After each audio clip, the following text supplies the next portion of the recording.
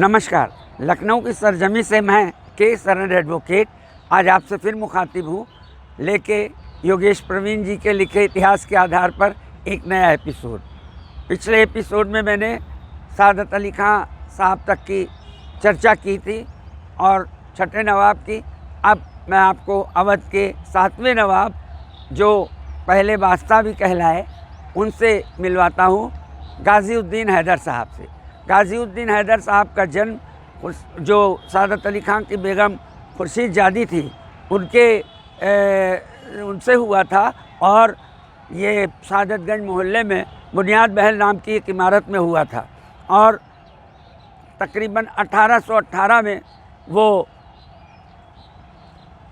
अवध के नवाब बने थे और उनकी ताजपोशी यहीं पास में लाल बारादरी है, जो दरबार हाल हुआ करता था, वहाँ पर ताजपोशी हुई थी। और उन्होंने बादशाह बनने के बाद सबसे पहले, चूँकि सादत अली खां साहब जो थे, सादत अली खां साहब की माँ का नाम छतर कुंवर था, जो छतर मंजिल नाम से उनके लिए इमारत बनवा रहे थे, वो अधूरी रह गई थी। तो सबसे पहले गाज़ीउद्दीन हैदर साहब ने छतर मंजिल, जो यहाँ से ये बेगम हज़रत महल पार्क पीछे है, इसके बिल्कुल सामने छतर मंजिल है। छतर मंजिल जो कि एक सोने की छत्र जैसा उस पर रखा है, वो छतर मंजिल पीछे है, उसका पूरा करवाया।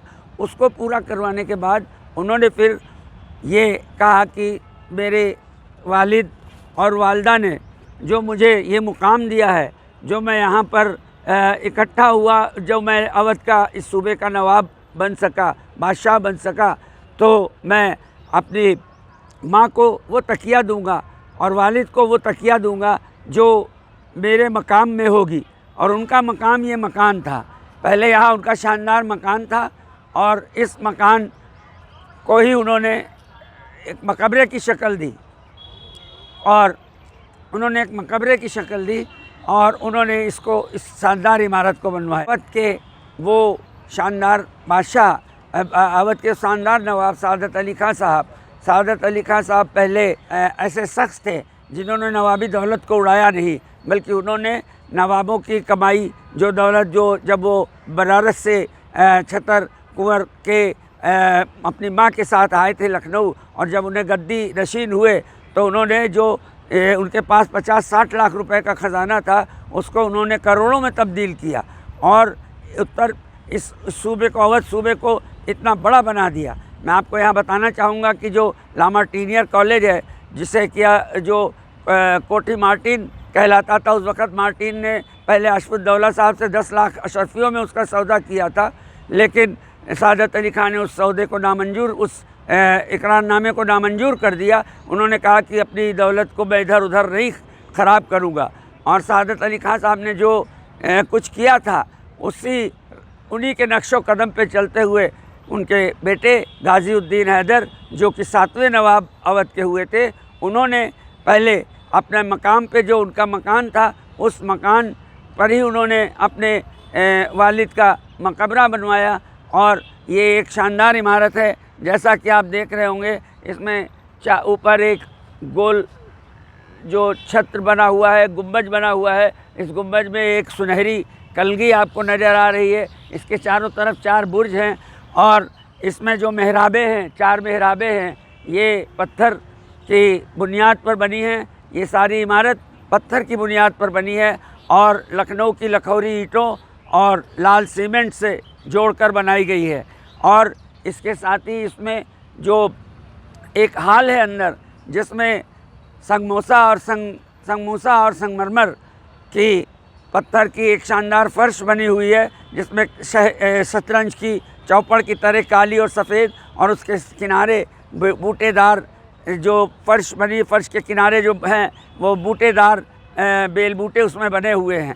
इसके अंदर की इमारत पर चूने से उभार कर बहुत बढ़िया नक्काशी बनाई गई है और इसके 8 पहलू दरवाज़े, इसका जो बरामदे हैं, इन बरामदों में, इसके चारों तरफ बरामदे हैं।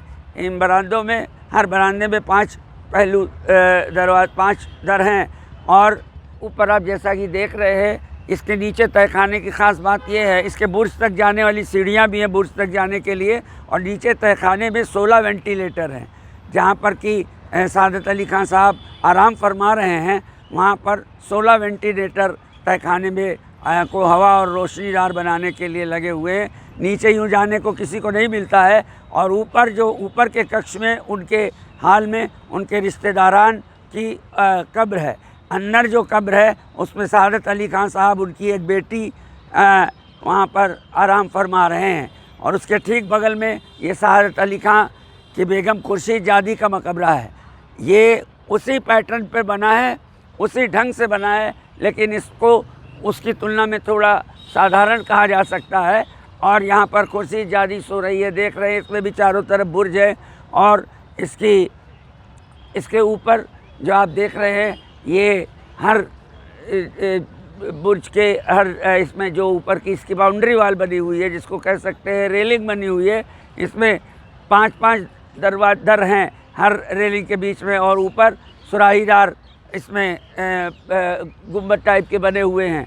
तो ये एक शानदार इमारत है। पश्चिमी साइड का बुर्ज है सादत अली खां साहब के मकबरे का, और इसमें देखिए आप कि इसके नीचे बरामदा आपको दिख रहा है।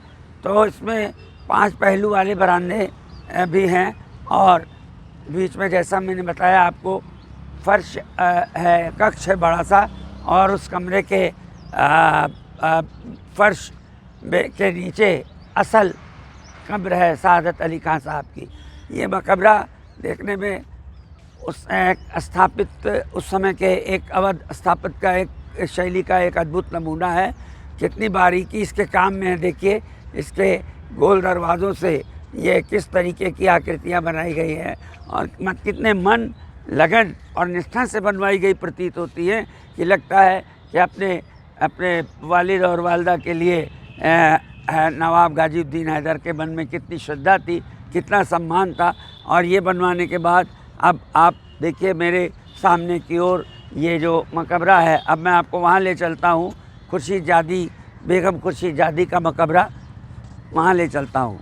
ये जगह कैसर बाग का ही इलाका है, इसके पीछे भातखंडे है, और इसी के पीछे नवाब वाजिद अली शाह ने सब और तमाम अपना तफसील से तमाम इमारतें बनवाई थी। और मैं आपको अभी फ़िलहाल उसी मुकाम पर रखे, उसके बाद मैं आपको इनकी दूसरी इमारत शाह नजफ़ भी दिखाऊंगा, और जो यहाँ से थोड़ी दूर पर है। अब तब तक बेगम खुर्शीद जादी का ये जो मकबरा दिख रहा है, ये भी कमोबेश एक बेहतरीन कला शिल्पकारी का अवध की शिल्पकारी का नमूना है, और आज तक भी है। लोग यहाँ पर अपने परिवार के साथ और बहुत से जोड़े एक दूसरे से मिलने के लिए, घूमने फिरने और बैठने, मिलकर बातें करने में आते हैं। एक शानदार पार्क भी है लखनऊ का। जैसा कि आप देख सकते हैं, इसमें जो पश्चिमी मकबरे का जो पश्चिमी भाग है, इसमें आप देखें कि ऊपर 2 डालियाँ जो दिख रही है, नालियों के मुंह, वो शेर की आकृति के हैं, और इसके नीचे वाले बरामदे को सपोर्ट करने के लिए देखिए ये लगाया गया है, सारा लखौरी ईंटों से बना हुआ है। और इसके ऊपर ये जो डिज़ाइन आप देख रहे हैं, ये चूने पर उभार दे के बनाई गई है।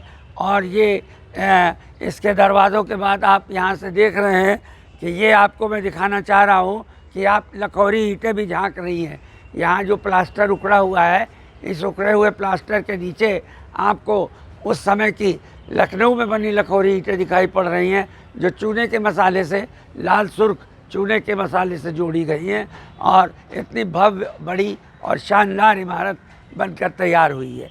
और इसका जो आप साइड देखिए, तो इस साइड में भी आपको किस तरीके से, कितनी खूबसूरती से, और यहाँ से आपको खिड़की के अंदर से ऊपर जाने का रास्ता भी दिखाई पड़ रहा है, जो ऊपर बुर्ज तक ले जा सकता है। बुर्ज तक जाने का रास्ता है, इसके लिए सीढ़ियाँ बनी हुई हैं।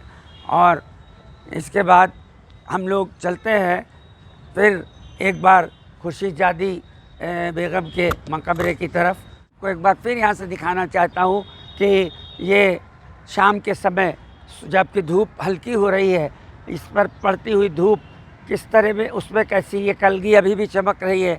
करीब करीब 200 से ऊपर 210 साल के करीब पुरानी ये इमारतें हैं जो ये दिखाई पड़ रही हैं आपको। नवाब हैदर गाजिउद्दीन हैदर की बनवाई हुई इनकी शान और ये अवध की शान है, लखनऊ की शान है। योगेश प्रवीण जी ने इन मकबरों के बारे में लखनऊ नामा और लखनऊ सदियों का सफ़र में बहुत अच्छे से लिखा है। मैं आपको संक्षेप में बता रहा हूँ। जैसा कि पहले भी अपने एपिसोड में मैं आपको बता चुका हूँ कि आशफुद्दौला साहब 1785 में जब राजधानी लखनऊ लाए थे तो उनके न रहने पर उनकी बेगम छतर कुंवर जो थी वो ठाकुर घराने की थी, बहराइच के, वह बनारस चली गई थी। और बनारस में सादत अली खां जो उस समय पहले उनका नाम मंगलू था, मंगलू, और उनको लेकर आई। और जब सादत अली खां नवाब बने तो उन्होंने ये छतर मंजिल अपनी माँ के नाम से शुरू कराई थी। इस छतर मंजिल को लेकिन वो अपने जीते जी जब पूरा नहीं कर सके तो उनके बेटे अवध के 7वें नवाब गाजिउद्दीन हैदर साहब ने पूरा करवाया था। और यही बात मैं आपको पहले बता भी चुका हूँ। यही वो छतर मंजिल है। इसके बगल में कोठी फरहाद बख्श है जिसमें कि नवाब सारे रहते थे। और ये गाजिउद्दीन हैदर साहब भी जब अपने रहने और रिहायशी मकान में इन्होंने उनका मकबरा बनवा दिया सादत अली खां साहब का, तो फिर वो भी यहाँ रहने के लिए आ गए थे और इसी के बगल में फरहाद बख्श कोठी में रहने लगे थे। तो अब छतर मंजिल के बाद हम आपको शाह नजफ़ के इमामबाड़े में ले चलेंगे जहाँ जिसे भी गाजिउद्दीन हैदर साहब ने बनवाया था।